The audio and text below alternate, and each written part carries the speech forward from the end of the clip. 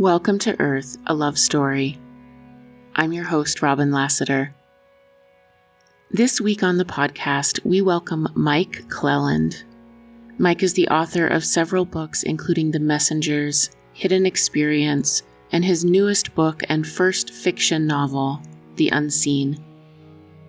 The Unseen is a fast-paced paranormal thriller which taps into real-life experiences from Mike's extensive research into the mythic role of the owl, synchronicities, and supernatural contact. You can find Mike at his website hiddenexperience.blogspot.com, which explores these events and their connection to the alien contact phenomenon. It also features extended audio interviews with visionaries and experts examining the complexities of the overall UFO experience. Mike reached out to me early in my experiencer coming out days and has been a kind and generous friend, providing incredible support and work as I navigate publishing my own book. He's just a really great guy, and I hope you enjoy our conversation.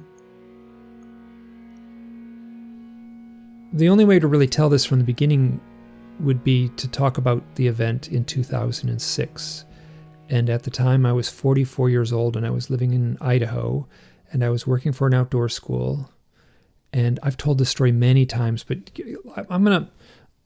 I apologize. I totally go on autopilot for this talk. I've been doing a lot of podcasts and telling this story. I've told this story hundreds of times, but I'll try to give you some deeper insights, I guess, than the surface story, which is what I have been telling.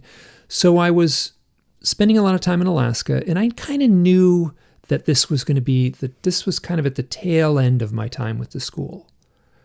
I had been there for probably 15 years at that point and teaching outdoor stuff and big ambitious trips, oftentimes 30 days long, a couple times a summer. I was doing some other stuff where I was training the instructors, like an internal training program, so for mountaineering and backcountry skiing and stuff like that. So I had spent the summer in Alaska, and I was back down in the lower 48, back home in Idaho. And there's a branch of the school right there in the town I live in. So I went into the town, and I got in a conversation with this woman who worked in town at the school. She was doing the gear. She would help issue the backpacks and the sleeping bags to the students that came into the branch there, what's called the Teton branch. The Teton Valley branch. So it was September, might have been early October, but I think it was September. And I was like, hey, you've been here all summer long in the Tetons, right on for you. Tetons and Yellowstones right in your backyard. You must have been camping all summer long. You probably really got after it and ran out there and it's so good to have such beautiful camping right in the backyard. She said, I didn't camp once. I was like, that's terrible. I'll take you camping. So this was sort of like a first date. And so the plan was just to go for one night and then to go without a tent. This weather was beautiful. And I've since, that was before the book was published, but I have since published a book on ultralight backpacking. I had actually done illustrations for another book, but I got to be kind of it turned into kind of a thing for me. So I would work for the school doing really, really, really heavy trips, winter camping in Alaska with wet ropes. Wow, it was brutal. And then I would come down to the lower 48 and I would do these super, super lightweight trips into the Tetons for just a night or two. So we went with almost nothing at all. And I was pretty good at okay, we're going to leave this behind. We're going to leave this behind. We're going to take this. And so it doesn't take very long to get deep, deep, deep into the mountains with a light pack. We just had running shoes on. And so as the sun was setting, we were in this incredibly beautiful spot, high in the mountains. And the sun was setting, and I was making dinner on a big flat rock. And I was totally in my element. I'd been working all summer, and this was just I was completely at peace, in my element. This is where I wanted to be. And I could tell she was kind of overwhelmed, wow, this is incredible. So we were sitting together having this conversation as the sun was setting, and she was talking about something, and it really struck me. That she was sharing something at a level that really surprised me. Like, wow, this woman's much smarter. This woman has a much more depth than I expected. And at that moment, an owl flew over. And then a second owl, and then a third owl. And for the next, I'm going to say like 2 hours, these 3 owls flew around us. And they would land on the branches of the trees near us, and they would swoop past us. And so we're in bear country. So after we finished making dinner, sun was twilight and stuff. We just put everything away in our little packs, and we walked another, just a ways on the trail until we found a nice spot to camp. And so we were well above tree line. And so we were just in this big, wide, open meadow of wildflowers. And so we set the sleeping pads down and laid out under the stars. And this is high elevation in the northern Rockies, way, way far away. This is something you understand, but not many people do. Like seeing the night sky, like really seeing the night sky, like seeing the Milky Way. People used to visit me, and they say, well, it was clear when we went, like just a little while ago. Now there's clouds in the sky. And I would go, that's the Milky Way. Those aren't clouds. And they were like, really? Like you've never, like to talk to an adult who has never seen the Milky Way was just like, so anyway, just a million, billion, trillion stars. And these owls we were lying on our backs looking straight up at the sky, and the owls would fly right over our faces. And just for half a second, whoosh, there'd be like it'd be inky black. And now owls don't make any sound. So it was really eerie. You could feel them going by, but you couldn't hear them. And the next morning we were like, wow, that was cool. That owl thing was really cool. And I said, hey, let's do this again. She said, I would love to. So 4 days later, I called her up and said, let's go camping again. Went to a different part of the mountains, and it was colder at this point. So we went to a totally different part of the mountains. And then there was a hilltop, and because it was cold, when I brought a tent this time. So instead of like just to warm up rather than stepping in the tent cold, I said, let's walk up to the top of that hill and watch the sunset, and then we can climb in the tent. And so we got to the top of this hill, and just as the sun was setting, same thing happened. 3 owls flew around us. And to have it happen once was pretty cool. To have it happen twice with the same person 4 days later was positively mystical. And I remember this owl landed at our feet. And I just and it was what's called a short-eared owl. They're like 10 inches tall. They're cute, and they're just so I'll come back to this in a little bit, but they were short-eared owls. And I remember the look on her face, just this look of astonishment, just, and I gave a talk a couple years ago in Michigan, and her name is Kristen, and Kristen now lives in Michigan. She grew up in Michigan. She's back in Michigan, and she came to my talk.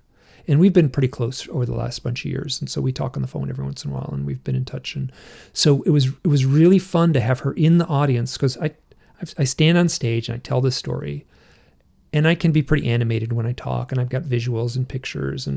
And so I'd say, Kristen, how am I doing?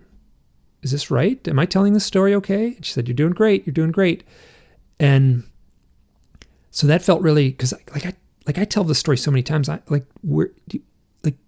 Has it turned into is it still attached to the real event?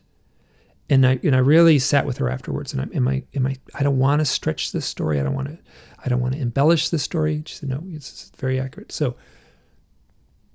3 owls flew around us for about a half hour, and they were close this second time. And what I'm talking about now, but I did not talk about then, was that I had a voice in my head when I saw these owls, both nights. I was looking at real owls, and I had a voice in my head that said, this has something to do with UFOs. And I recognized the importance of that. Now, what was happening at that point in my life, I was 44 years old. And then leading, like in my youth and throughout, I guess there was one event when I was 30. So in my youth, I had a missing time event. I had a close-up UFO sighting. It seemed close. It was either kind of smallish and close, or if it was really big and far away, but it felt like it was about the size of a van and fairly close in the nighttime sky. And then I had a missing time event with a associated bright orange flash in the sky when I was 12, also when I was 12. And then, it's interesting that the close-up UFO sighting was in Northville, Michigan. And I grew up in Southfield, Michigan, but there's a town called Northville. It wasn't too far from me. And that is where Kristen was born and raised, in Northville. So I had a UFO sighting in the town where she was born. Now, or where she grew up anyway. Now, so those events. I also had another event where I was 30, and I was living alone in a house in Maine, and I woke up in the middle of the night, and there was a bright light shining through the window, and I sat up on my elbow and looked out the window, and there were 5 gray aliens, the gray beings with the big black eyes and the bald heads, 5 of them walking towards the house. I was the only one in the house, and I should have freaked out, but I didn't. I heard a voice in my head that said, "Oh yes, they're here. Now is the time to put your head on the pillow and black out." Well, I think it was, now is the time to put your head on the pillow and shut down. And that's exactly what I did. I set my head on the pillow and poof, went out. Calm as can be. That the visual I had was scary. My reaction was empty, void, sucked dry of any emotion. And then the next morning I dismissed it all as a dream, and I never even went out to look and see if there were footprints in the snow. But wow, now looking back on it, that's 30 years later. Wow, yeah, 30 years. 1993. I feel strongly something happened that night. So these events were in my catalog of life experiences, and at the same time I was reading UFO books, and I would read these UFO books, often abduction books, and I would tap so strongly into the experiencer's life. And I would say, I've got this funny experience in my life, but no way, I'm not going there. I am not going to deal with this. But at the same time, I'd read another book. And I'd go, I had that experience, but no way. I'm not going there. I'm not going to even address this. I'm not going to contemplate it. I'm not going to. And I could tell these stories, the UFO sighting stories. I could tell them around a campfire or around a dinner table. I could say, wow, isn't that interesting? Wonder what it means. And I would never, ever take that next step. So after the event in the mountains with Kristen, I reached out to a couple of UFO. Leo Sprinkle was living in Wyoming. I reached out to Leo. He's since passed. And he was wonderful. And he would say, oh, well, here's a person you should talk to. He would give me a phone number of someone, and I would talk to that person. So I had the owl experience co-joined with a voice in my head that said, this has something to do with UFOs. And then so they were kind of married together in my mind. So when I talked to people who had the UFO experience, I'd say, have you ever had any odd experiences with owls? And people would go, oh, that's weird that you asked that, because I have the strangest story. Nobody asked me that. Wow, I have a weird story about an owl. And I said, let me hear it. And I started collecting these stories and archiving them and cataloging them, and I put them on a blog in 2009, I started a blog, and it was mostly, initially, the genesis was just going to be synchronicities, which I've had a lot of. And I put that story I told with Kristen was on the first couple of days of the blog. And so after I wrote it up, I had it written up as a diary entry. I just cut and pasted it and put it in the blog. And I did not mention the owl thing, the voice in my head, as far as the UFO thing. And when it was posted, I contacted Kristen. It was up on the blog. So it was up and posted in 2009.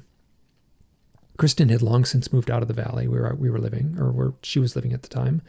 And I contacted her and I said, hey, I got to ask, what were we talking about the very first night when we saw the very first set of owls? I remember we were talking about something, and you were talking, and I was impressed. And she said, oh, I remember exactly what I was talking about. I was giving my most heartfelt definition of what God means to me. So now, so I'm not at all churchy, right? So I kind of bristle at the term God in a lot of contexts, but I certainly recognize the mythic power of that word at that moment. And so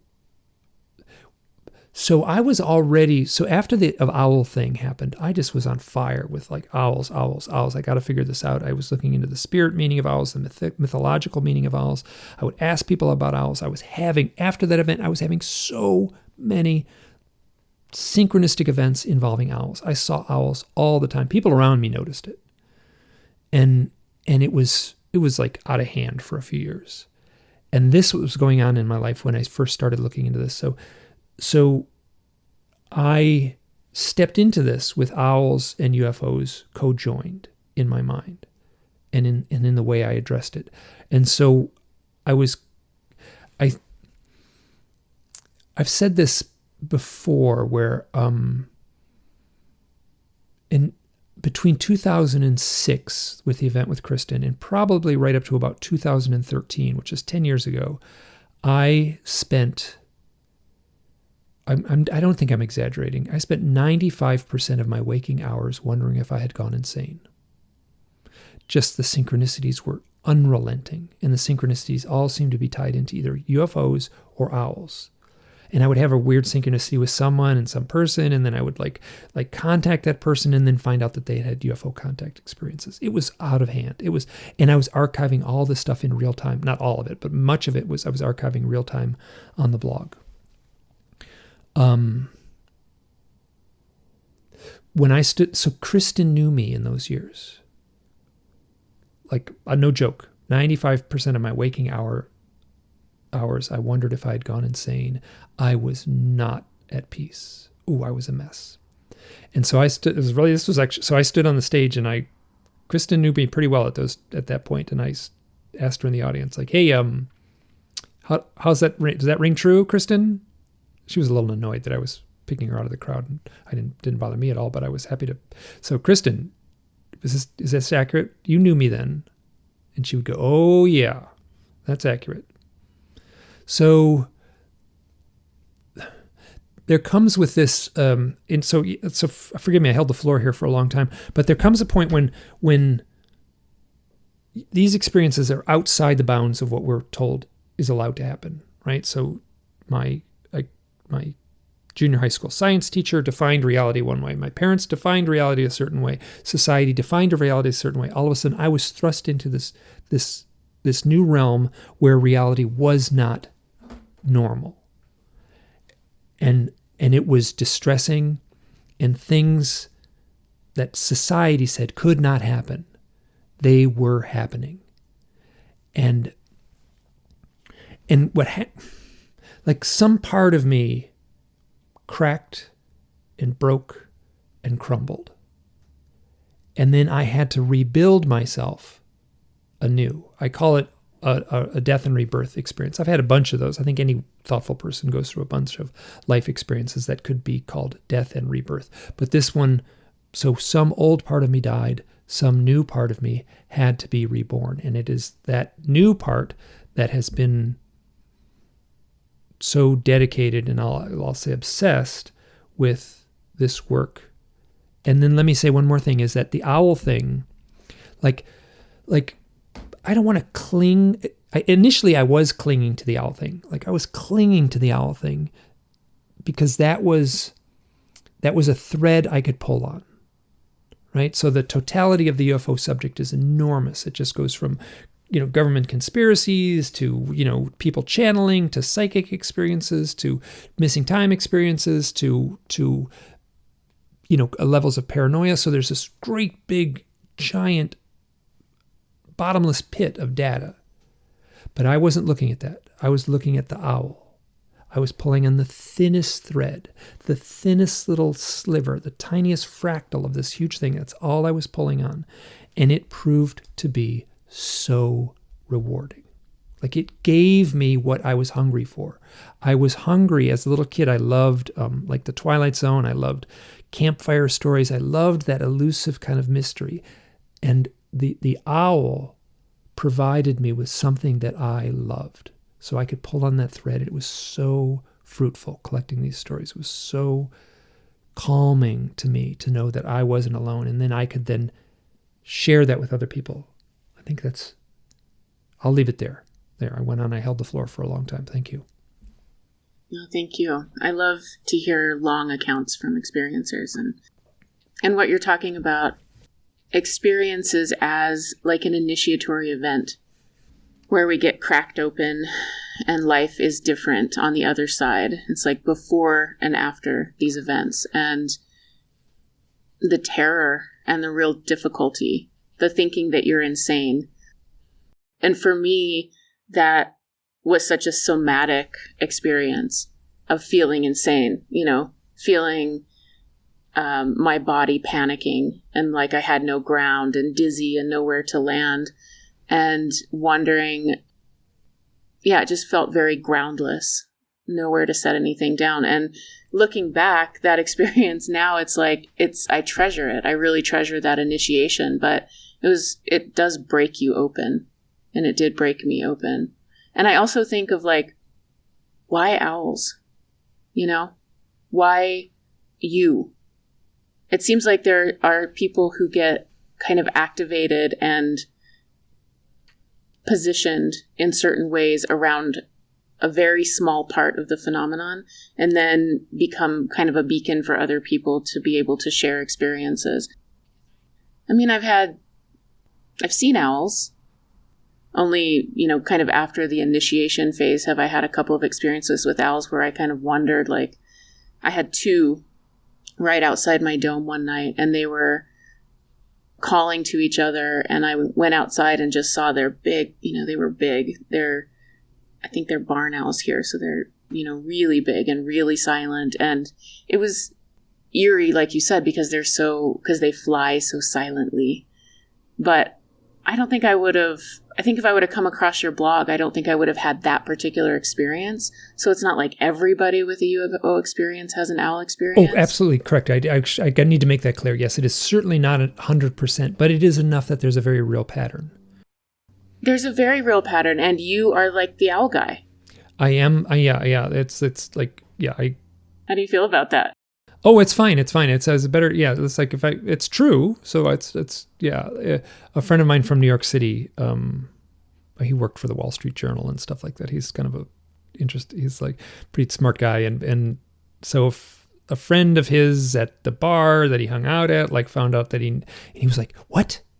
You know the owl guy? You know the owl guy? And this is like, we were like hung out in the dorm together back in 1981 or something like that. So he just it was really funny for him to like find me and say like, oh yeah, like I found one of your fans out there. So, so I've been very, very public talking about this owl thing. Now what I started to say, and I got a little off track, which is totally normal for me, is that like I said, I wasn't like, I was initially clinging to the owl thing.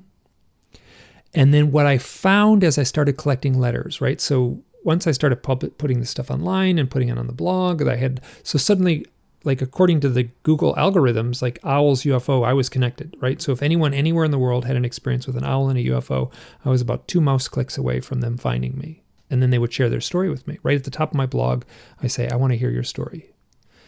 And at the top of my website. And so what I found is these other stories were emerging, and I should be able to do this. I think it's 6 things. Okay, so it's owls, certainly are connected somehow to the UFOs are certainly connected to the owl thing. And then powerful synchronicities are connected to owls, seemingly. And then meditation. I started collecting a lot of stories of people meditating, often meditating, having an intention, closing their eyes, opening their eyes, and there's an owl like right in front of them, oftentimes close right in front of them. And then shamanic initiation. Within the culture of shamans, which exists, we're like living in this Western society, so the shamanism is kind of hidden in our society. It's much more open in other societies. But within those societies, in those cultures, those communities, it is well understood that the owl shows up at the time of shamanic initiation. And then owls and death. Death is all across the board. all across the world's cultures, all across the world's folklore, owls are associated with death. And this is what the folklore is pretty dark. The folklore is pretty eerie. And it shows up in Shakespeare, right? So in Macbeth, what the night bird doth shriek, and then that predicts Macbeth's death at the final scene. So the implication in the folklore is that owls come and make themselves known before death, but that's not what I'm finding in the lore. What I'm finding is just the opposite, is that owls show up after a death, most often the death of a parent. So I'll tell this is short. So Guy, his father, dies in the hospital, massive heart attack, dead instantly. He's there at the hospital when he's pronounced dead. So when he leaves the hospital, walks out, the little mechanical doors slide open. He steps onto the sidewalk in the dark at night, and alongside on the grass right next to the sidewalk, is an owl looking up at him. And he walks up to the owl and says, "Dad, I love you. You were a great father. Thank you so much. I miss you. It's good to know you're in a better place." I have that story over and over and over again, where people talk to the owl as if it is their dead, usually parent, but though I have other examples too, as if it's their dead, if the loved one who has just passed. It's very common. So there's these list of other things that I call highly charged human experiences, or highly charged human events. And so these experiences, UFO contact is just one of these experiences, along with meditation, psychedelics. Oh, psychedelics is the one I didn't say. People taking psychedelics, most often mushrooms. We'll see owls in a ritual setting.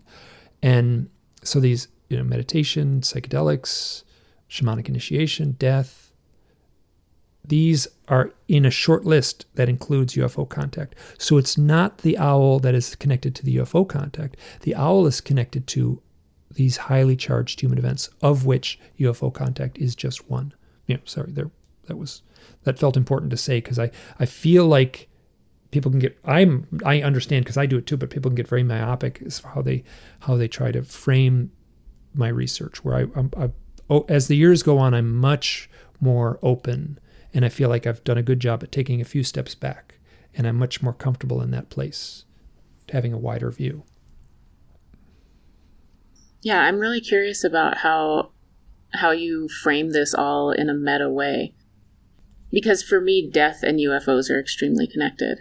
And that can be the death and rebirth that we were talking about, the initiation into this other world, and where you were broken down and you come out on the other side. When I went through this, I had to change the way that I saw life and turn it into a story.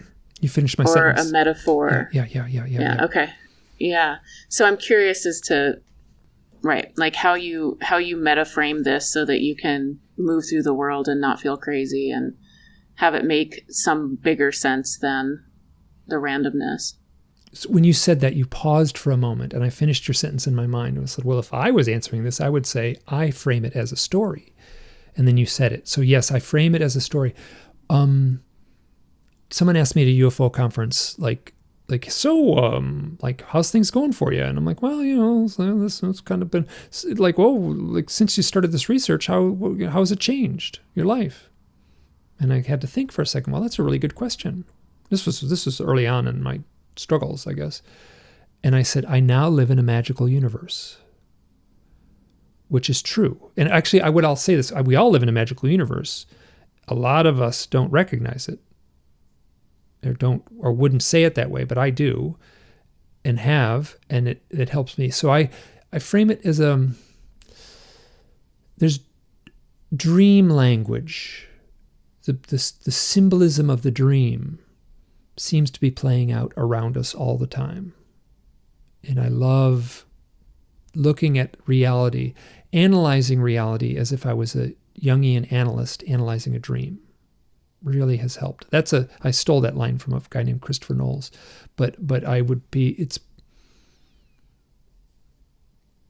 things well up in symbolic ways in real life. And the owl is a perfect example of something that's symbolic, steeped in mythology, steeped in archetypal lore, and how it shows up in our lives is it's up to us to, like, it's one thing if an event happens, but if it's another thing to have the event happen and really recognize it. And as silly as it sounds, like I was writing on the blog, and that was a great place to be formal about these life events, because then I could write it down, I could tell a little story. Blogs posts are nice, right? Because they can't be too long. So I had to be kind of succinct and kind of get to the point, and that was really helpful for me in those early years that I was writing so compulsively about the events that were happening around me. So your question is what's the meta question? Why owls? I actually tried to answer that in a book. Can I read it right aloud from you, right? Yeah, absolutely. Yeah, okay. Yes. This is actually something that I've done this before, and it's easier for me to read it than it is for me to try to do it off the cuff. Okay, so the question, why owls? Here are 4 ideas on what owls might mean, each of which are followed up with another question. So these are not answers. These are just like a form of my speculation. Like I'm speculating in a kind of formal way, but there's no answers here. Number 1, owls are alarm clocks. The simplest answer would be they are here to wake us up. But to wake us up to what? Number 2, owls are an archetype. They are a symbol, an image stored within humanity's genetic memory bank. It's as if there are hidden meanings locked away within our grand shared consciousness, and the owl is the key. We think in symbols, and the owl is touching us on that level. And this deeper knowledge goes back to the dawn of man. But what is the hidden archetypal meaning? Owls are here to announce initiation. An initiation is a ritual, like a young Catholic receiving the Eucharist during their first Holy Communion. Owls often seem to show up just before the arrival of a UFO, as if to announce an impending ritual. Religious scholars would argue that initiation rites are metaphoric of a profound change within the initiate. But the true believer would not see the initiation as a metaphor. The change would be entirely real. But an initiation into what? Number 4, owls are a totem of the transformational experience. Seeing a UFO can transform someone.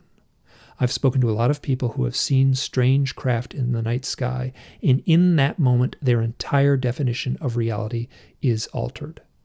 I've also spoken to people who have had owl sightings at such highly charged moments that it transforms their lives. But a transformation into what? There, that was helpful just to read that rather than to try to wing it. Yeah, thank you. And I couldn't help, I know you talked about UFOs at the end, but as you were reading through those different possibilities of why owls, I felt like UFO could have been, the word UFO could have been substituted for owl in all of that. An initiatory experience, an archetypal. Oh my word! I can't tell you how many times. Symbol. Yeah. I addressed that in the story where they get mixed up. They totally get mixed up in my mind. Like I forget. I even typed the wrong OWL and UFO. I both have 3 letters, and I've mistyped them 10 million times. Where I'm typing one where I mean to say the other.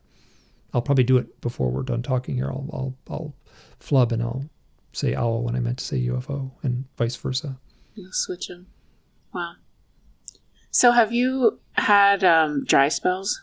Like after this intense initiatory experience with all these synchronicities and feeling like you were crazy for so long and kind of coming to terms with it, maybe coming out the other side of the initiation, did it dramatically go down, like events and sightings and synchronicities, or has it been pretty steady for you? Well, I mean, I mean, the UFO stuff certainly goes dormant for a long time. The owl stuff doesn't seem to. And I see, an owl T-shirt or an owl lunchbox is just as vital as seeing a real owl. I try not to weight one more than the other. Right? An owl lunchbox is a symbol of an owl. It's not a real owl. But I try my very best to weight them. And I also try to weight UFOs and owls. Like I try not to say one story is more important than the other. But what was your question? I just wonder if you go through periods where you are not where the world feels less magical, like there aren't a lot of synchronicities or contact with that less magical place. Yeah. It ebbs and flows, but surprisingly, over the last few years, I've been in kind of it's been pretty nonstop. I mean, and I'll tell you, so the fiction book was out of hand. The stuff that just rained down, the synchronicities that just kind of floated around that, So the creative process, I'm convinced, is tied into this too. And when I was working for the outdoor school, when I would go in the field and work with the students, it was often a month at a time. I mean, I would see wildlife, and I saw a handful of owls when I was working out there, very few. But I was so focused on this one thing. I really gave myself over and lived in the moment. And then oftentimes it was really funny. I would get back, and then it would just start again. So that was interesting. Where I was in this magical place, I was deep in the wilderness of either Alaska or the British Columbia or the Rocky Mountains, and then I would, that place that should feel magical and is actually quite magical, but I would not have the experiences that make up the bulk of my books and my research and the stories I tell. Almost none of, I can actually say zero, took place in the backcountry with students, except that was a big part of my life. And then it happened when I got back. So I just think it was my mindset. I was giving myself over and focused on the team experience in the backcountry. Yeah. And you mentioned your new fiction book, The Unseen. And I will say too, before I forget to say this, like, you're known as the owl guy, but you're also known as the synchronicity guy. And when I started connecting with you and talking to you, there would be like this little synchronicity swirl that would happen for a while before and after. It seemed to be centered around you. It just did. I don't know. Oh, I know. You're right. Yeah. Oh, what happened recently? At the Archives conference, at the Archives of the Impossible conference in Houston. Like like at Rice College with the mascot of the owl, and there's owls everywhere on the campus. Oh, yeah, right. Yeah. But that's not a synchronicity. That's just like a little set piece, I guess. Yeah. That's just for fun, yeah. Right? Yeah, that's just for fun.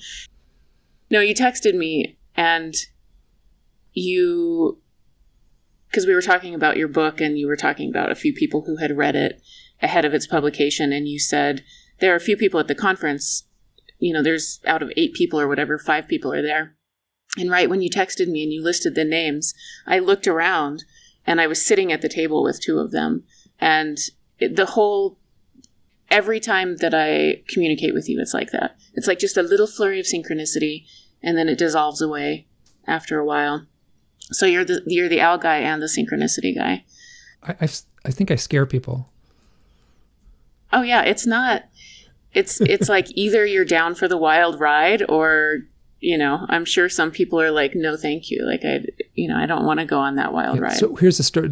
So a fellow was going to do it. His name is Juan. He was going to do a podcast with oh my God, to tell the story correctly, it takes 5 minutes. I won't tell the whole thing. But so crazy synchronicity when he got a hold of me, like totally laughable. He gets a hold of me and texts me, and he says, "Hey, I want you to be on my podcast." I'm like, "Great, yeah, so great." So we set up a date, and the night before, he knew he was going to be interviewing me. It's like he's taking his wife, and his little kid is there. His kid's like 8, and he's in the backyard, and he says, I'm going to interview the owl guy tomorrow. Maybe we'll see an owl tonight. And he's like, maybe, looking around, like, maybe we're going to see an owl. And all of a sudden his son goes, "Dad, look!" And an translucent orange orb floats through the backyard. Oh my God.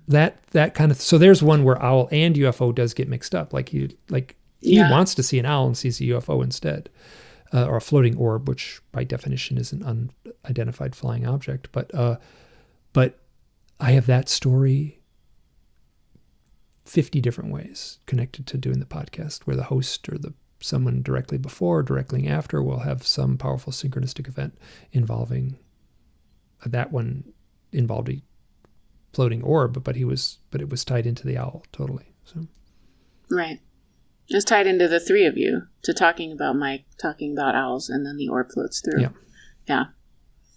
Yeah, and the really good synchronicities are tough to untangle. Like they're almost like, wait a minute, did this happen first? How did this? Yeah, so that's, and I think the synchronicities are meant to baffle us in a way, to leave us perplexed, to leave us off balance a little bit.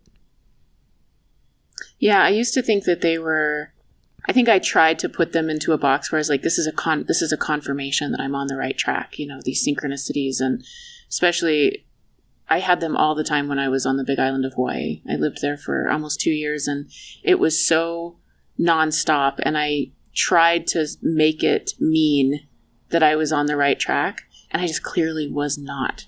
Like my whole life was in shambles. Everything was falling apart. And so that's where I've landed as well. That they're to baffle me, not to be like, you keep going, you got this. It's something else. It's something else.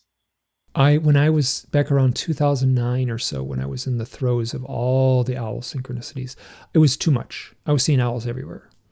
And I went into the forest. There's a little spot, this trail near where I was living in Idaho. And I went there alone. And I stood alone in the forest and I said aloud, which tells you where I'm at as far as my headspace. And I basically praying, I said, okay, like, nuh-uh, I'm not going to pay attention to owls anymore if they're like off on a fence post or like if they're way out there on the telephone line. Like those owls don't count. I'm not going to pay attention to those owls. It's like, if you want my attention, I want that owl to cross my path. I want it to be undeniable that the owl is crossing my path. And so I am not going to pay attention to owls way off on on a telephone line on the other side of the field.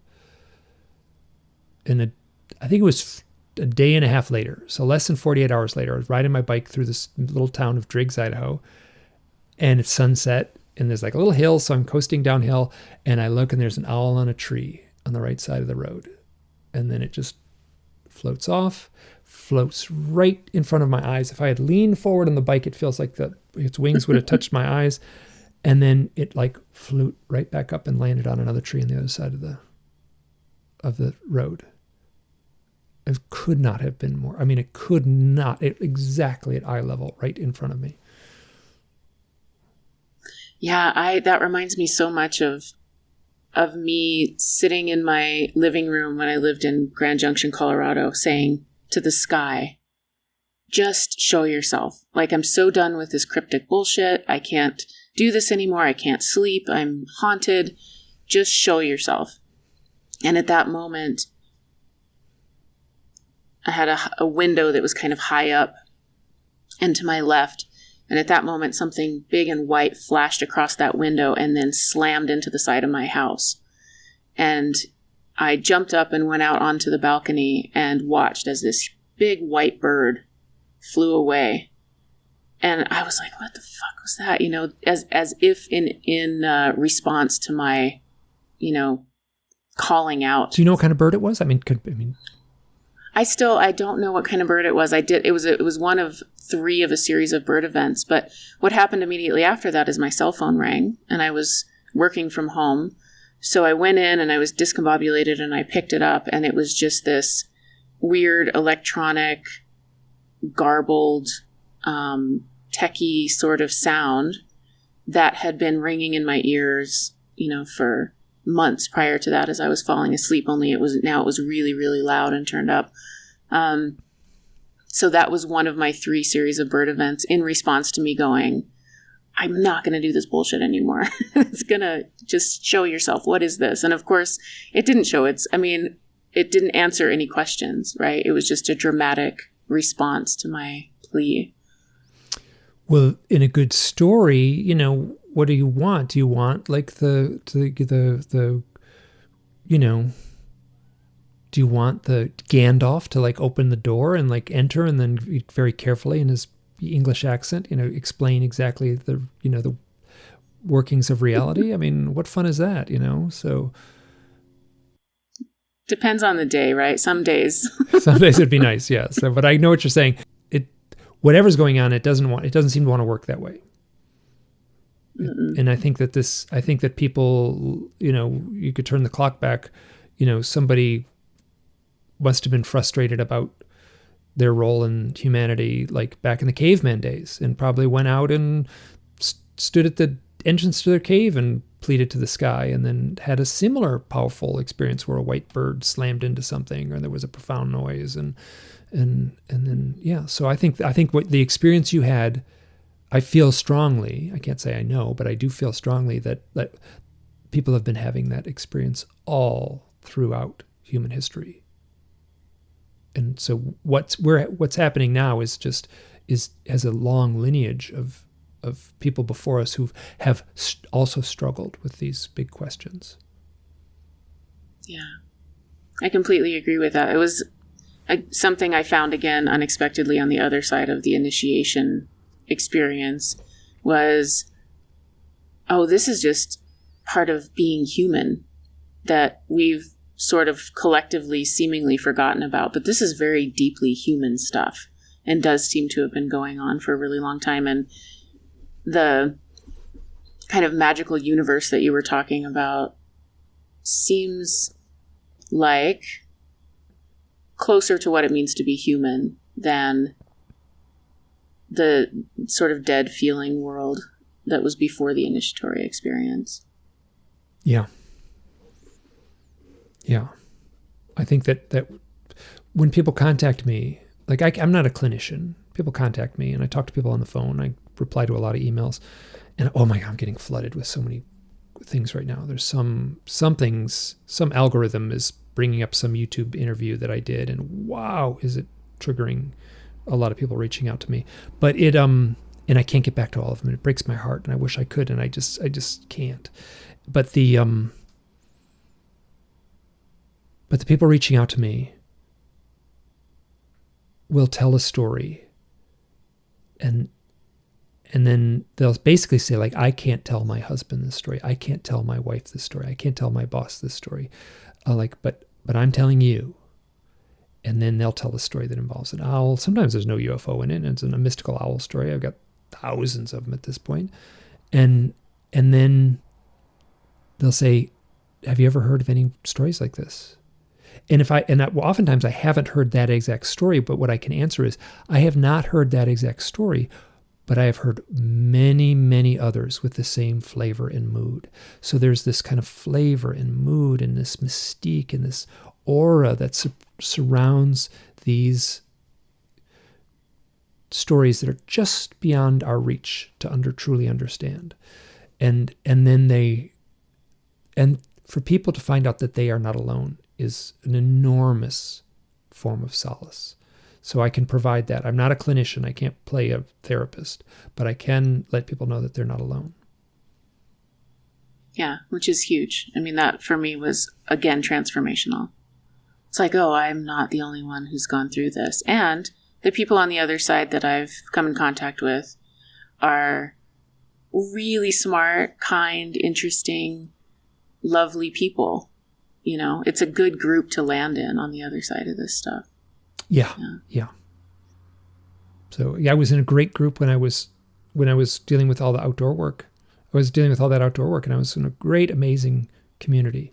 And then partially I just was getting older. Like all of a sudden I wasn't in my 30s anymore. So carrying a big backpack through mountain ranges in Alaska was physically not that easy anymore. And so that chapter of my life ended, and this new chapter of my life just emerged full force. So one of the reasons that you reached out to me, or it seemed that way when we had our very first conversation, was that you'd had an experience in Utah, and my memory is that you had then a regression around that experience, and that was very powerful and very emotionally overwhelming. And you shared that with me, which, again, helped kind of validate my own experiences, some in regression and some in dreams. So I'm curious about that experience and where you land with that. So I guess you kind of have to tell that part of the story to answer the question about where you land with it. So the experience was actually, it was so when I drove, there was an event happened in southern Utah. It was between Beaver, Utah and Cedar City, Utah. And I slept outside on the side of the road, which I do all the time. So I feel like pretty darn comfortable sleeping outside. And when I travel around the West, it's interesting. In the East, it's not as easy. People can't pull this off. But I mean, just like to have a sleeping bag in the back of your Subaru is all you need, right? You just sleep out under the stars. And that's, so I was coming back from a UFO conference in 2009, and I knew where I was going to stay. I was going to be sleeping at this one spot. And I, oh wow! So this event turned out to be my confirmation event, and to tell this story completely would eat up a lot of time. So, but I'll try to zip through some parts. And the reason I reached out to you was because when you spoke with Stuart Davis on Artists and Aliens, that podcast series that he did, you had an event that implied that you had this kind of, I can't now I'm searching and trying to remember where it felt like you had. It felt like, it's hard to know these things, it felt like you had a previous incarnation in some other realm, some other place, and that you were living this life now and had a role to play here. Is that fair to say? Mm-hmm. Yeah, that's exactly right. And that's one of the hardest things for me to wrap my head around with any, seriousness. It was really, really hard to digest and integrate. Yeah. And so when you told me that was part of like the ontological shock of having you talk to me that day, it was just like, holy fuck, really? Oh, it's so funny. That's fair. I do that to people, yeah. But so 2009, sleeping on the side of the road, beautiful night, coming back from a UFO conference, and I wake up. This is sort of just a little pull out. This is so weird. To tell these stories correctly, it just goes on and on and on. When I pulled in, there was a car in front of me. It was a white Jeep, and it had Wyoming plates, and the Wyoming license plate have a little number. The first two digits are a number. It was 10, and then it had the rest of the number. The number is the county in Wyoming.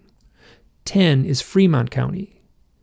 So someone in southern Utah camped on the side of the road in a white Jeep from Fremont County. I was like, they work for the school that I work for. I know where they work for. I was like, I could have knocked on the window, and I am certain I would have known them. I could see people in the Jeep with a headlamp on. And I was like, I know these people. I'm sure I know these people. I have tried and tried and tried. I've asked around the town and the people that I work with, they're like, who has got the white Jeep? And like, I've had some leads, but I have not been able to figure it out. But I'm convinced I know the people in that car. So I pull into this turnout. There's a little spot where someone's camping, sleeping in their car. I didn't want to shine my lights on them, so I back right out and I drive to the furthest end. It's not like a campground. It's just like there's some old crappy fire rings and stuff like that. So I go to the far end. I pull my sleeping bag out. I set it out down on the ground, and I fall asleep under the stars. And I wake up later, and this is in a very remote part of southern Utah. And I woke up at some point in the middle of the night, and I look up at this hilltop. And I look at this, and I say and there's something up on the top of the hilltop, and I say to myself, that looks just like a landed flying saucer. And I kind of look at it, and I was like, kind of going to UFO conferences, and I had my blog, and I was having I felt I was a vegetarian. I was pretty groovy at that point. I was like, if there was a flying saucer on that hilltop, I would know it. I would feel some internal knowing. It would be emanating kind of UFO vibes, and I would be able to pick up on it. I looked at this thing, I felt nothing, and I rolled over and went to sleep. And I woke up later, and there was a coyote howling right next to seemingly right next to my head. Like, I've slept out a lot in the mountains and in the Southwest, and I've heard a lot of coyotes. I have never, ever, ever in my life heard one that close. Like, I sat up and I was like, why can't I see this thing? I'm just in the sagebrush, and there's some juniper bushes, and I'm like, this thing's like right here. Like it felt like if I had a dog bone, I could have just and it could have caught it, and I was like, oh my God. And I looked at the big house on the hilltop. I called it was a round house. It was like a round building. It was black, or it seemed to be black. It could have been a water tower. It's like, it could be a water tower. Why anyone? So anyway, it had little dots of light, like ping, ping, ping, ping, ping along the circumference of this round structure. So there's this, this coyote howling and the brown thing is still there on the hill. So I went back to sleep and I woke up a third time and there was a bright light behind the bush right at my feet. So this juniper bush. And I sat up and I did the thing where you kind of move your head from side to side. Like, there's something there. Something's over there. And it didn't look like a flashlight, didn't look like a car headlight, didn't look like someone left their car door open in a dome. So I was figuring, someone just pulled off and just, do exactly what I'm doing. They're just sleeping out here for one night. And so the next morning, I got up and when it was still dark and I walked around out on the other side of the bush and there was nothing. There was no place for anyone to park out there. There was no place for a car to pull off and I don't know what was. So, and then the next morning when I did wake up and I just tossed everything in the back of the pickup, the back of my Subaru and started driving home. And interesting, I did not remember. I don't have any memory of if there was that round structure was still on the hill. So I get home. So from that part of southern Utah to my house in Idaho, I left at like 5 in the morning. So I got a lot of driving done. So I was around lunchtime, I was back home and I get to my house. The very first thing I did is I sat down on Google Maps and I looked up to see if I could find out what that round structure on the hill was. There was nothing there. I've since been back to the site many times. There's nothing there on that hilltop. And I made a picture of it and I kind of did a blog post on it, which I'm glad I did. The picture's pretty accurate but it shows that round structure and I kind of got all wiggy with maps and I was like, okay, if I was sleeping here and this thing was there and then it was not that day, it was the next day.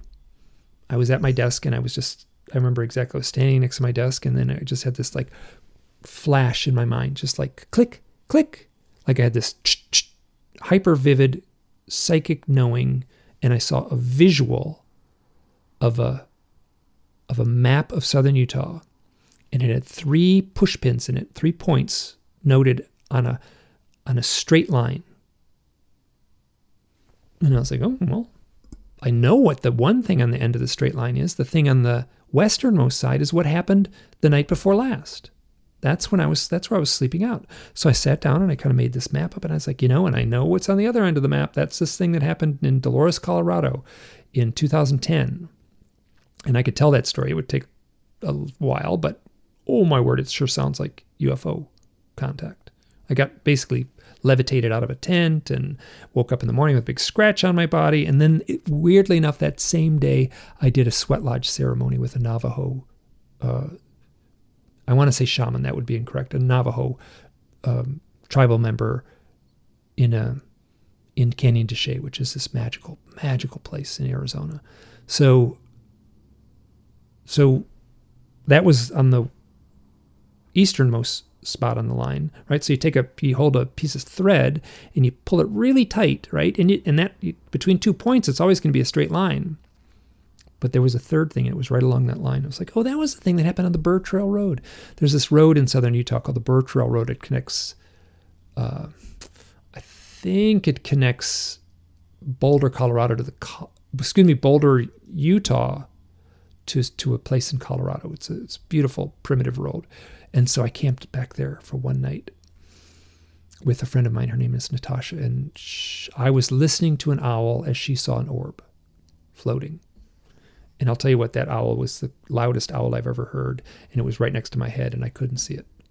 And that sounds exactly like the coyote. Like, exactly. So I made a little map. That's what I do. I do a lot of outdoor work. I started making my own maps around then. It was really easy. There was some simple tech, just Google Maps. So I make this map and these 3 items line up exactly razor sharp together. And I'm like, okay, every doubt is over.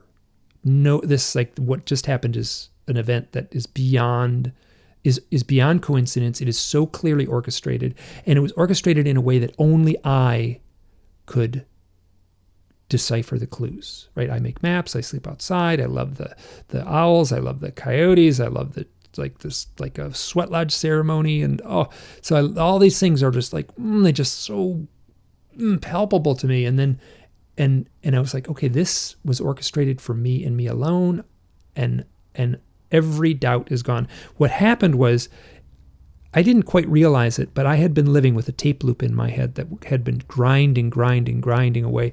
This can't happen. This can't happen. This can't be true. It can't be happening. It's not happening to you. You're not special. This isn't happening to you. And that just got pulled out and never turned back on. And my life got so much calmer without that grinding tape loop. This can't be happening. This can't be true. And I was just like, okay, it is happening. It is true. It did not necessarily make my life easier, but I was a much calmer person because of it. I mean, so I don't know what the source of this stuff is, but I know it's real. That was in 2013.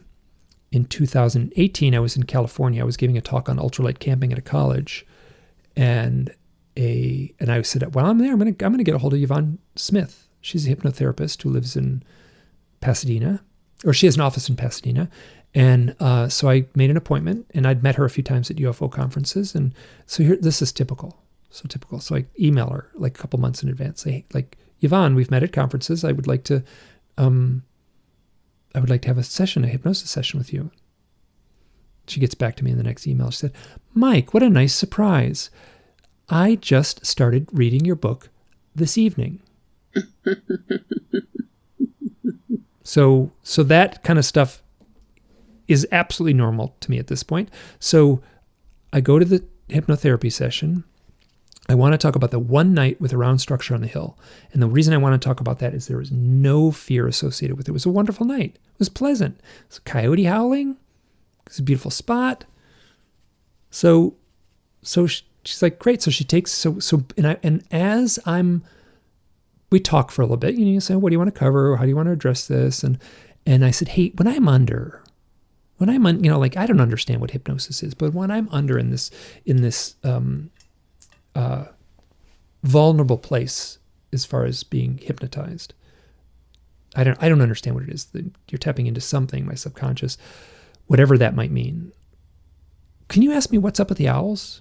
She goes, of course, sure. So we go through this session. And this, okay, now let me, before I start this, I got to be really clear.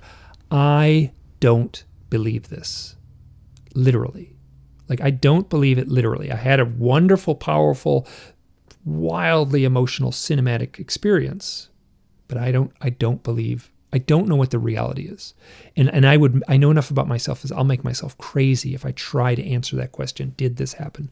So I got to take 2 steps back and just be at peace with, hey, what an interesting story. So she starts talking with me, and she takes me back. She goes through the induction, and I'm there on the side of the road in, where the car was parked in that turnoff. And I'm saying things like, well, I'm lying here. I got my pillow. I got my sleeping bag. My car's right there. It's a pretty night. It's cold. She goes, okay, what else happens? And I struggle a little bit. And then all of a sudden I go, it's them. It's them. I know it's them. And I'm talking about the bright light behind the bush. And I'm like, it's them.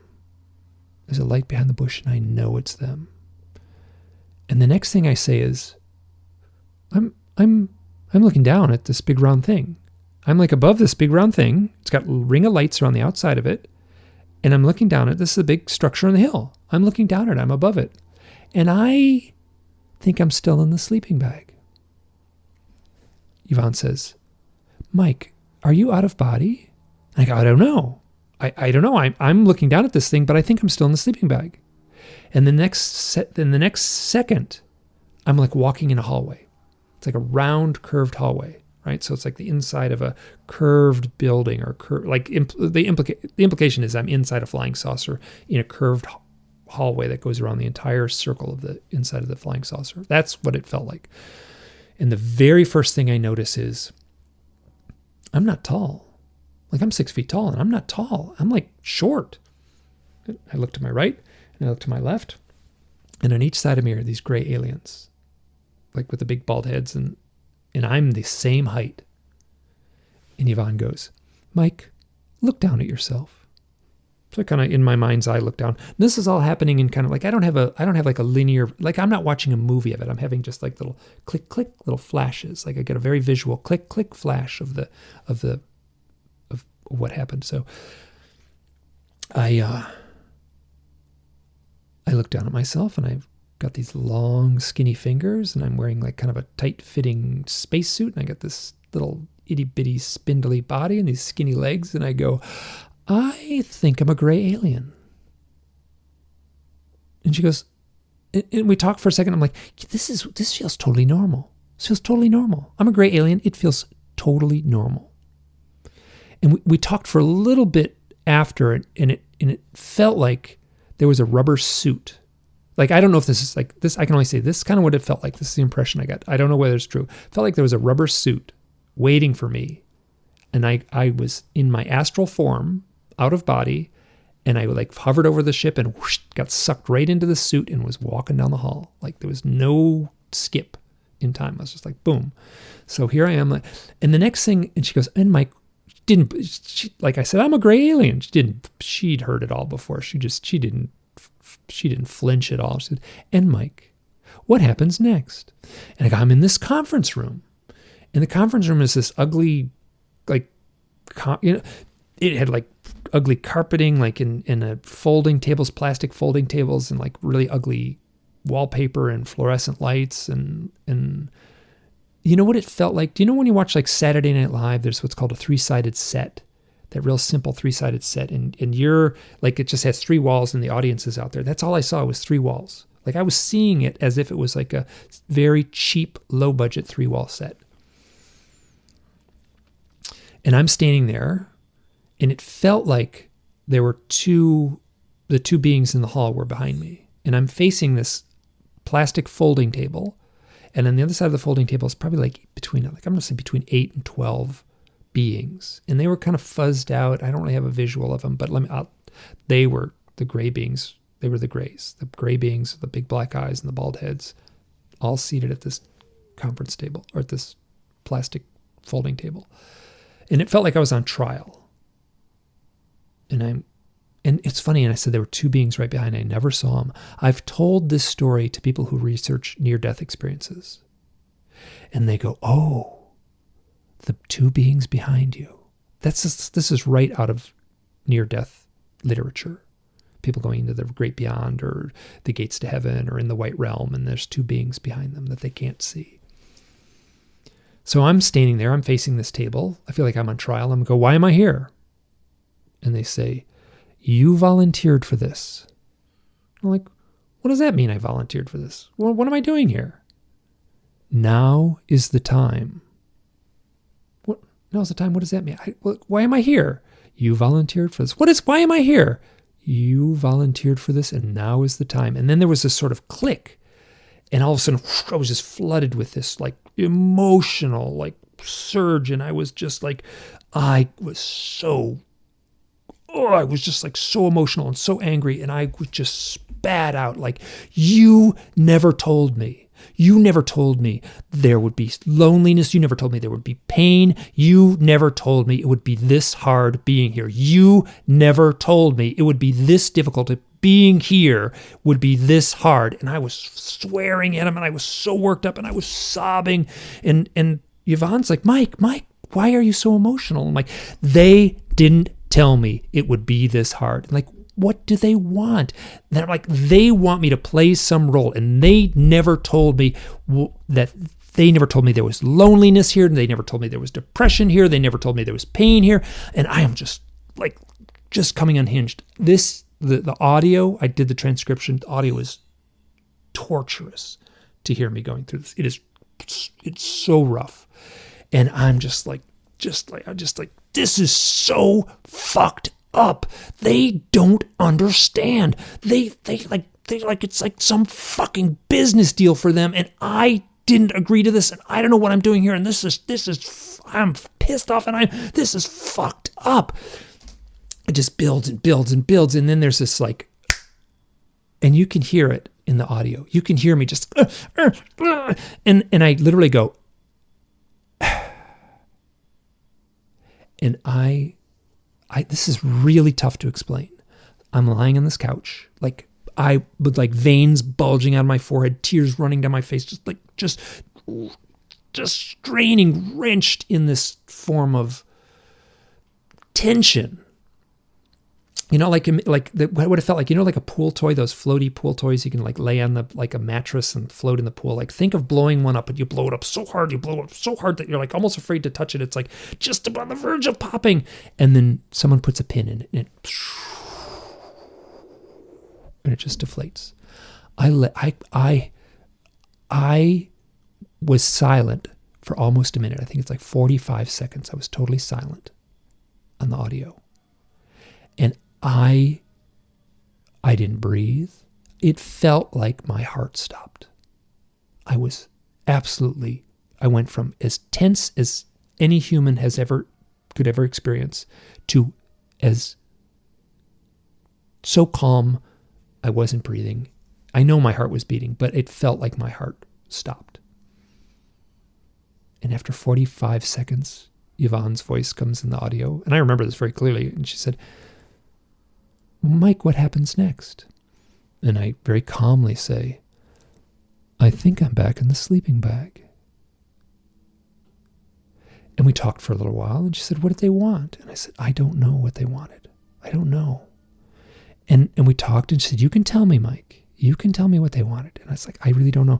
You know what it felt like? It felt like I was in a spy movie, and I was carrying an envelope. The envelope was sealed, and I was not allowed to open that envelope. And we talked for a little while, and it was pretty obvious that the hypnosis session was winding down. And she goes, "And Mike, what is your connection to owls?" And without skipping a beat, I go, "The owls aren't important." Right? So this is like, I'd been like eating, breathing, sleeping, drinking owls like for a decade.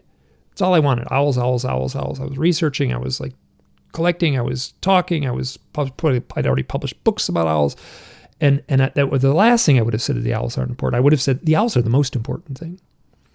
So I said, and this rolled out, and I'll just do the whole thing. It's like seared into my psyche. "The owls aren't important. I am an artist, and I know how people take in a symbol. The owl is a symbol. The owl is a symbol on a door. The owl is the correct symbol for the door, but the owl is not important. The door is important. We are on this side of the door in this tight, claustrophobic little hallway. And on the other side of the door is an infinite vastness." And I was like, I asked Yvonne, like, "Where did that come from?" We talked afterwards. Like, was I channeling? She said, "How would I know?" Which was a good answer. And so two things happened. I had that powerful experience of being in the conference room as a gray alien. Now, like, I know there's not a tacky conference room with ugly beige carpeting on a flying saucer. So I was presented with some sort of symbolic event. It was dream language. When I talk about this hypnosis session, I will say, well, in the dream, then I have to correct myself. I mean, in the hypnosis session. So I don't believe it literally happened. I believe it is a wonderful story, full of emotion, dark emotions, scary emotions, as any good story should have strong emotional charge to it. And so I was confronted with a story that I take the story seriously, but I don't take it literally. And I need to proceed forward from that place, because I'd make myself crazy if I didn't. And then the second thing is, I had that kind of mystical little poem almost about the owls on a door, which has helped me so much to release I was clinging to the owls. I don't want to be too dramatic, but that was like my life raft, and I'm adrift in the sea of mystery, and I was clinging to the owl life raft, and it allowed me to let go. And it's interesting because afterwards, like, I was really calm. Like, after the session with Yvonne, I was like, okay, great. Okay, I got it. Yeah, okay, this is like, I remember, like, I was in Los Angeles. I had to drive in traffic. I remember listening to the radio and, like, tapping my fingers on the steering wheel as I was driving. And I was like, this is like, this should be traumatic, but it wasn't. So I don't know what if we turn, so that the session in the hypnosis session was about the night of March 10th, 2013. March 10th, 2013 was the night I slept in southern Utah by the big round structure and had the coyote at my head. I came home. I started the book, The Messengers, less than 48 hours after that event. And then years later, I have a hypnosis session where Yvonne says, Mike, what do they want? And I scream, they want me to play some role. And then if you follow the timeline, they say, now is the time. You volunteered for this. And I started writing the book, The Messengers, after that event. Directly after that event. I cannot see it without seeing that part so clearly. Wow, thank you so much. Thank you for recounting that. It's as powerful and unsettling as it was the first time I heard it. And it makes me, again, I can't help but make the correlation of after the 3 bird events that happened, I started the book the next day. I'd been resisting it for a year or two, writing this book that I really felt like I needed to write, where they told me it would bridge the gap between these 2 parts of my life. And after the third of the 3 white bird events, 24 hours later, and I had kind of started the book like writing a treatise or something, like it was not personal. It was just sort of laying down some facts that I was very removed from. And after that, I just started writing first person, like this happened and then this happened. And, it totally transformed it. Yeah. And I completely hear you when you say, like, that it's a really good story and you take the story seriously, but you don't take it literally. And I hear that. And I feel that for myself as well, but I also do struggle a little bit with, like, wanting to know. It sounds like you've landed pretty comfortably in the liminal, like being okay with it staying sort of mysterious and amorphous and being a good story that functions really well in your life, but that doesn't compel you to continually race down these rabbit holes anymore. Well, I lived in that place where I was searching for some sort of answer. I was desperate. And that was the time when I said, I felt like I was going insane. And I knew how unhealthy that was. You know what I've said, and I've said this, is presently, I am not allowed to be astonished. I am allowed to be in awe, but not astonished. Astonishment, you're like your adrenaline, you're like, it's not a healthy place to be astonished all the time. But being in awe is a different emotion altogether. So I feel like that's been really helpful. Like, I really formally said, okay, I can no longer let myself be astonished, but I do recognize the mythic quality to these experiences, the story quality, the dream quality to them. Speaking of that, I do want to talk about your book, and I want you to talk about writing the book, The Unseen, your first fiction book, in as much fullness as you would like to talk about it. You gave it to me to read before it was published, and I'm not yet, I'm not in the awe camp. I'm still astonished a lot, and which I think I would call maybe I'd call it like ontological shock. Mm-hmm. Is the body reaction to that, the body going into having adrenaline and feeling unmoored and not sure where reality fits in. And I had that experience reading your book. What the experience of? ontological shock from and reading astonishment. Yeah. Oh yeah. Yeah. It was, I sat down to read it like the first night, and I read, I don't know, the first quarter of it or something. And then the next day I just read through the entire thing. I think I finished it in a day or maybe 2 days. And I had to go for a walk. I had to like put it down, go be in nature, put my feet on the ground. And it gave me all the same, it gave me a feeling of ontological shock, which is why I found it so powerful, because because the body doesn't lie. I don't think the body lies. And when my body does that, I take it seriously. It's like there's something here that is reality bending. And, there's lots of reasons that could have happened to me with your book. Part of it is the landscape where it happens, which is so deeply in my soul, the American Southwest. And I could really easily picture it. I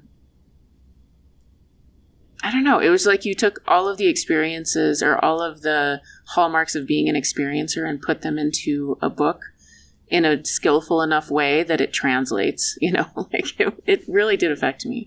Wow. Okay. So the story is of a character. His name is John, who is, anyone who knows me, I am John. It's me. There's some stuff John says there that it's totally me. And so John kind of is the story originally started as a comic book. I wanted to do it as a comic book, and I realized it would just be way too much work.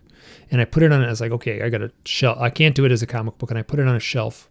Metaphorically, it was just a document on my computer. And then like 8 years later, I pulled it out and looked at it. So I started this back around 2010. And then in around 2018, I pulled it out again, and I tried to work on it for one summer.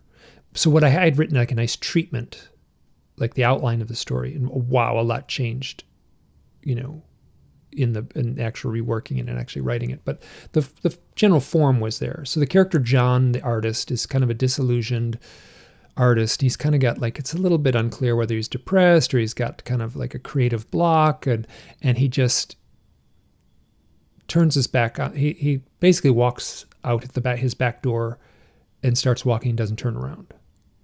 And he goes on this kind of, like the people who read it, like didn't know where it was going. And I was like, where's this guy just going to be walking in the desert? It's a big, thick book. He's just going to walk around the desert for the whole book. And so a couple of people, Joshua Cutchin basically said, like, Mike, you got to tell people that he's going to get somewhere.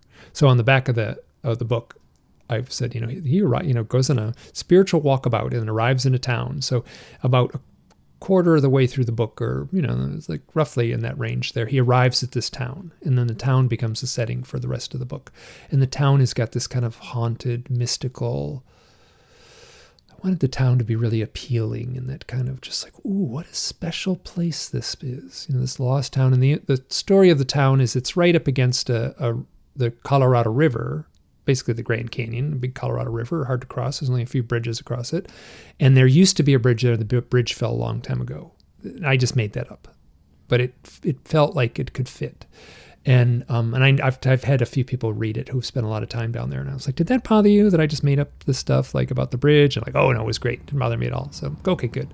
So, but when he arrives, so a mystery unfolds. There's a woman that read the book, and then she got back to me, and my biggest worry is that John walking alone in the desert would be boring. And I kept on asking people, how's it going? Was the beginning boring? And some people said it was almost boring. It was just on went up to the, and I asked this one woman who's smart, and I said, how was the part where John's walking alone in the desert? And she said, it was a ritual as old as time. I was like, oh, she got it. She got what I was trying to say. And you and I have spoken. I remember what I did to you. When you finished reading the book, you sent me a note. I just finished your book. And I was like, I replied, call me back right now. I don't know how other authors have the same story, but like I poured like a decade of my life into that book. And then to have someone say, oh, I just read the book. And there was no way I was going to go, hey, right on. That's awesome. I was like, we got to talk. And I was like, "But how about this? What did this? What did you feel here? How about this part? Did it make sense?" So you read a draft before it was finally published, and I cleaned up there was a lot of tiny things that were kind of insignificant, a lot of punctuation type stuff, but there was a few plot points that I clarified a little bit from feedback from you and a number of other people, Joshua Cutchin included in that list. But I was trying to tell a surface story, kind of a thriller, kind of a, it's not quite Twin Peaks and it's not quite the X-Files, but kind of a mystery thriller. And I will say that it's a UFO book, and I very consciously embarked on this. I never wanted to use the word UFO. I never say UFO. I never say flying saucer. I never say synchronicity.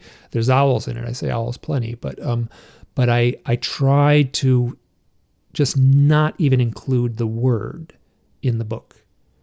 And my goal was, I don't know whether I achieved it, I wanted people to read the whole book and not even know that it was about flying saucers and UFOs and stuff like that, and abduction, things like that. So, whether I achieved that or not, I doubt it, but that was my goal. And so there's kind of a love story that meets up in the town, and there's kind of a mystery, and there's kind of some spies, and there's things build and build and build, and there's a reason that the spies arrive at the town at the same time that the character John arrives in the town. And I tried to, so I did two things. I worked really hard.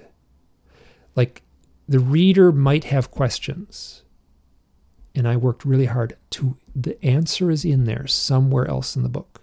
So if there's some question, well, what happened right then and there? Why did that happen? Somewhere in the book, it's explained. It might be explained in half a sentence, but it's there. So I worked really hard to make sure that every question was answered.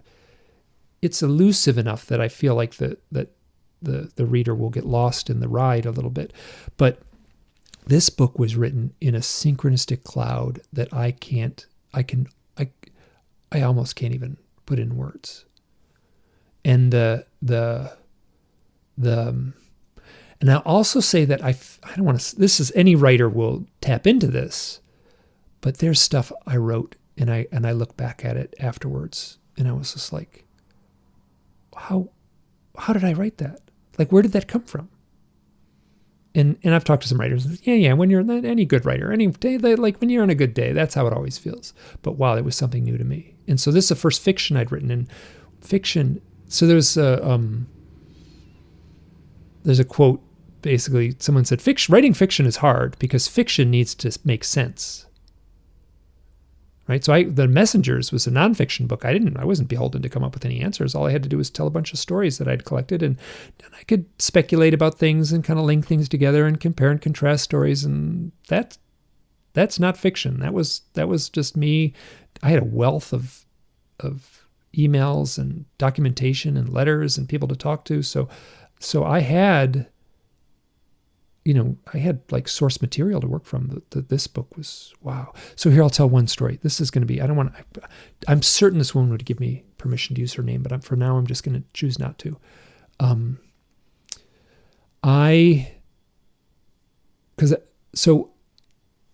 was a point in the story where John and his, let's say the love interest, are on a swing set, and these two owls land on the swing set. And there's kind of this magic spell that's being cast, and it builds and builds and builds. And then both John, and this is at night, and both John and the woman blackout.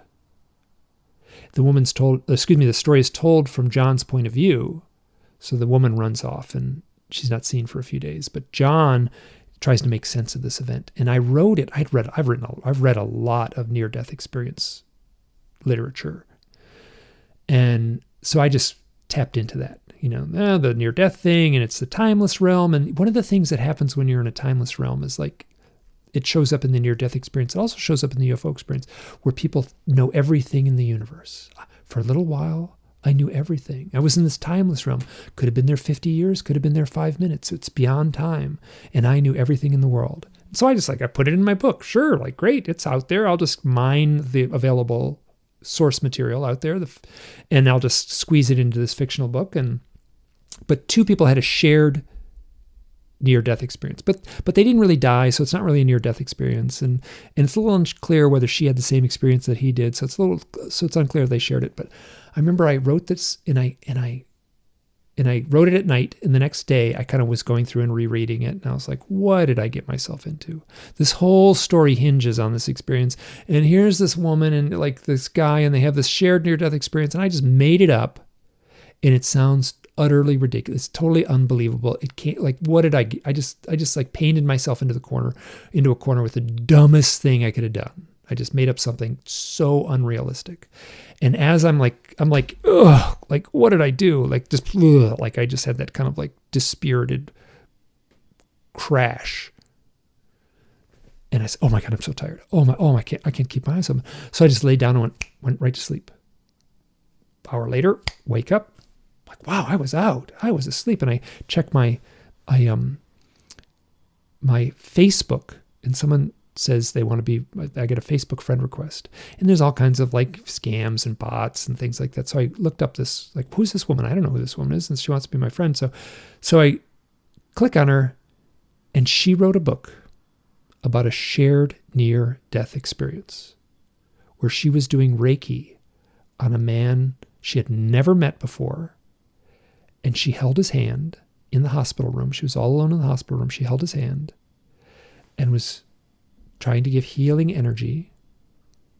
And then she's whoosh, instantly vaulted out of normal reality and into this timeless realm, a realm of mystical love and unending magnificence. And then there's this guy, he's floating towards the light, and she like basically grabs him and she recognizes him. The man she was holding his hand, she couldn't really see him. He had tubes up his nose and in his mouth. His eyes were taped shut. He'd been in a coma for a long time. So she sees this guy. She recognizes him. She pulls him back from the light. I had this, I don't know, synchronicity isn't the right word for it, like this divinely orchestrated event for me to calm me down. And this woman's story relieved the stress and the doubt I had about including that. The magic of the synchronicity relieved all doubt, and I was like, I can proceed forward. I can charge ahead with the story. That's so amazing, that divine intervention. And I know that woman because... I know you do. I was going to say that. Yeah, because as I was leaving my hotel at Houston and everybody else was getting and decided to drive over to the conference. But I'm in the desert Southwest, and now here I am in Houston, and there's like moisture in the air and there's beautiful trees. And so I decided to walk to the conference. And as I'm walking out of the door to the hotel, that woman pairs up with me and says, "Are you going to the conference?" And then we walk and talk together for, 3 or 4 blocks, and massive synchronicities in our experience as well. And so I know who she is because of that moment. And she was also one of the people that was sitting at the table with me when you texted later in the day. So I'm certain she would be fine telling her name, but I need to ask her first, but I'll ask her, and I'm sure she'll say yes. Of course. But I don't want to. But I should have her on the podcast. Her story is amazing. Like her story is, and she's such a nice person. Yeah. Oh, and she read the book too. And she was so wonderful. That woman has a niceness that radiates from her that is just so genuine. And she was just like, the book is a tragedy, right? So the book, like right from the first page that it's not going to be a happy ending. But it was really, she got really emotionally pulled into the story, which was what I wanted. The very first word of the book, here, I got the book right here on the desk here. This is the very first, they get that little page there with just 2 sentences or 1 sentence on 1 page. Okay, so I just did a single page. There's 1 sentence on the page. This is how the book begins. The story is fiction, but the emotions are real. And that's what I wanted. That was kind of in the back of my mind the whole time. I'm going to tell an incredible story that is beyond belief, but I want the emotions to feel real to the reader. That's how I experienced it. You achieved that. And I'm curious about how, did a sequel arrive? Now do you have to write a second fiction book? You know, what happened is, so in the short term, I'm going to do the audiobook. I'm going to read it as an audiobook. And so I'm going to be going to 2 conferences here next week. And so it'll be until early September before I can really start the audiobook. But, and I want to read that myself. And so the question, is there a sequel? So people ask me that right away. And there was this kind of thing where I was writing it, and I would literally, the editor that I was working with, there was this guy would just have the conversation like, oh, crap, like shit, like, oh, like I can't, like it's like this, everyone's going to want a sequel. And do you know Kelly Chase?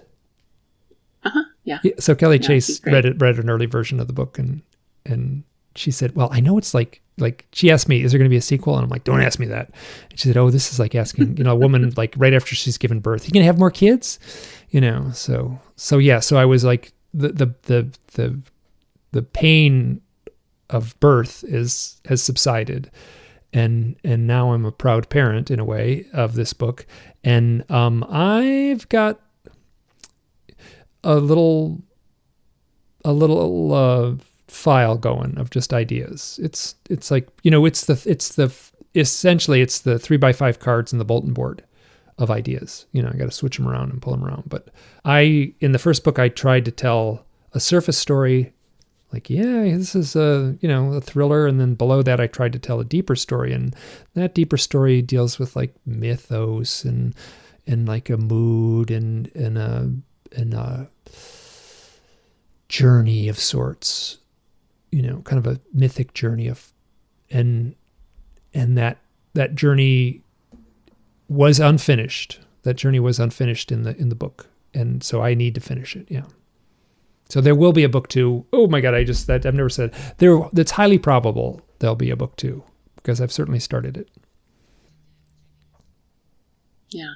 Yeah. Yeah. Well, how do you feel about this? Do you feel complete? Is there more that you want to say? Doing this kind of work has been, like, my life took a remarkable turn after that event in the mountains with Kristen back in 2006. Like, my life had been going along in one way. And that event with the owls and the voice in my head that said this has something to do with the UFOs, my life just got derailed. Basically, the train fell off the tracks. And it took a long time to hoist that big, heavy train back on the tracks. But it was when I started moving again, it was a different train. The tracks were going in a different direction. I was a different person. And it has been like, I am more comfortable in this person now that I am than I was in that previous life. Like, I'm more comfortable in my own skin now than I was in at any point in my life. And I'm doing this work that is, by all accounts, out of the bounds of what most folks would consider normal or respectable or appropriate. Like, I'm digging into elusive mysteries, and it has been so rewarding on so many levels.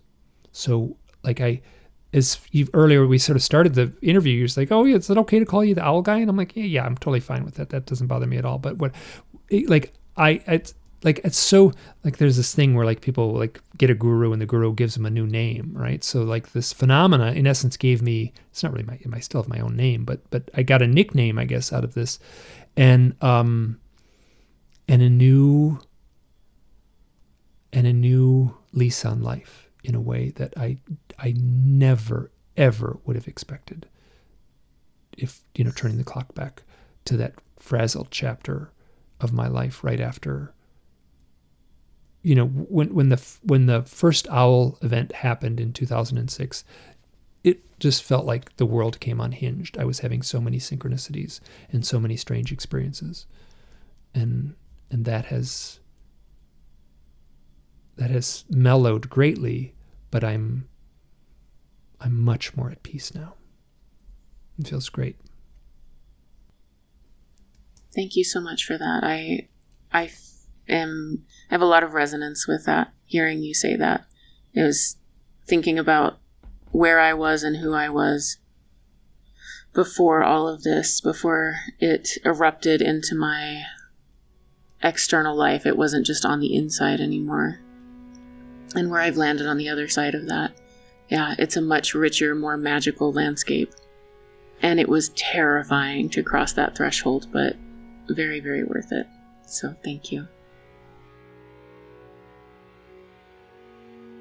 I hope you enjoyed my conversation with Mike Clelland. We ended up talking for another hour or so about a ton of different topics, and that section will be released soon exclusively to patrons. For more information about Mike and his work, visit his website, hiddenexperience.blogspot.com, and go buy his new book, The Unseen. It's such a great read. Special thanks to Morgan Jenks for our musical soundscapes. You can find information about his offerings and support his newest work at morganjenks.com. If you would like to support our work, please consider becoming a patron. You can find us at patreon.com/Robin Lassiter. And finally, to book a one-on-one session with me, where we explore how to move from helpless to helper, from terrified to terrifying. Ooh, what can that mean? Or for a past life or between life regression and more, visit honeyheart.org.